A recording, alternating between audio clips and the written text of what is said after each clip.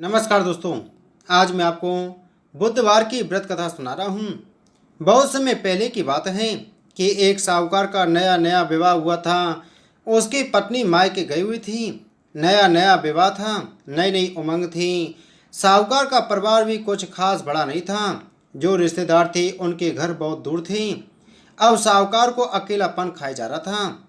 उससे रहा न गया और साहूकार जा पहुंचा ससुराल। साहूकार की बड़ी आवभगत हुई, लेकिन ससुराल में तो अपनी पत्नी से खुलकर बात करना दूर, सूरत देखना तक मुश्किल हो रहा था। अगले ही दिन साहूकार ने कह दिया कि विदाई की तैयारी कर लीजिए, हमें निकलना है।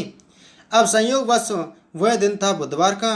सास ससुर ने समझाने का प्रयास किया कि बेटा, आज बुधवार का दिन है। इस दिन बेटी की विदाई नहीं करने का रिवाज है। बेटी की विदाई क्या, किसी भी शुभ कार्य के लिए यात्रा पर जाना बुधवार के दिन शुभ नहीं माना जाता। लेकिन साहूकार नहीं माना और कहा, मैं इन सब बातों को नहीं मानता। आप हमें जाने का आशीर्वाद दीजिए।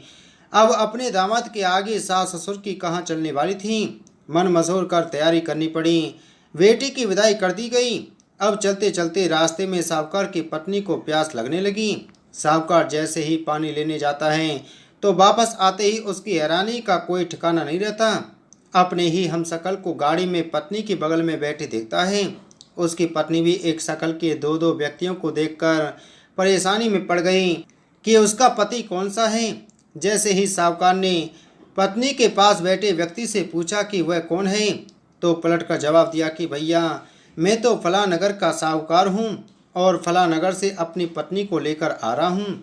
तुम बताओ, तुम कौन हो जो मेरा वेश धरकर यहाँ आ कबाब में हड्डी बनने के लिए आदम के हो। ऐसे बहसबाजी करते करते दोनों में झगड़ा बढ़ गया। झगड़े को देखते हुए राज्य के सिपाही वहां आ पहुंचे और साहूकार को पकड़ लिया। अब सिपाही भी चक्कर में थे कि दोनों की शक्ल तो एक समान है। उन्होंने साहूकार की पत्नी से पूछा कि उसका पति इनमें से कौन सा है। वह बेचारी क्या जवाब देती। तब साहूकार ने हाथ जोड़ लिए और भगवान से विनती करने लगा कि हे भगवान, यह आपकी क्या माया है। तभी आकाशवाणी हुई कि मूर्ख, याद कर, कुछ देर पहले ही तूने अपने सास ससुर की आज्ञा न मानकर भगवान बुद्ध का अपमान किया और बुधवार के दिन तू ही अपनी पत्नी को लेकर चल पड़ा, जबकि तुझे इस दिन गमन नहीं करने चाहिए था। यह स्वयं बुद्ध देव हैं जो तुम्हें सबक सिखाने के लिए तुम्हारे वेश में हैं। तब साहूकार ने कान पकड़कर माफी मांगी और आगे से कभी भी ऐसा न करने का वचन किया और बुधवार को नियम पूर्वक व्रत पालन करने का संकल्प किया। तब जाकर साहूकार के रूप में प्रकट हुए बुद्ध देवता अंतर्ध्यान हुए और साहूकार अपनी पत्नी को लेकर घर जा सका। इस घटना के पश्चात साहूकार और उसकी पत्नी दोनों नियमित रूप से बुधवार का व्रत पालन करने लगे।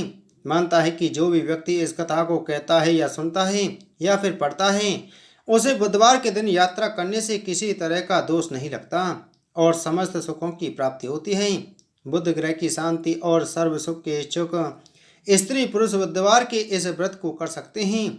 ज्ञान, बुद्धि, कार्य, व्यापार आदि में उन्नति के लिए भी बुधवार का व्रत बेहद शुभ और फलदायी माना जाता है।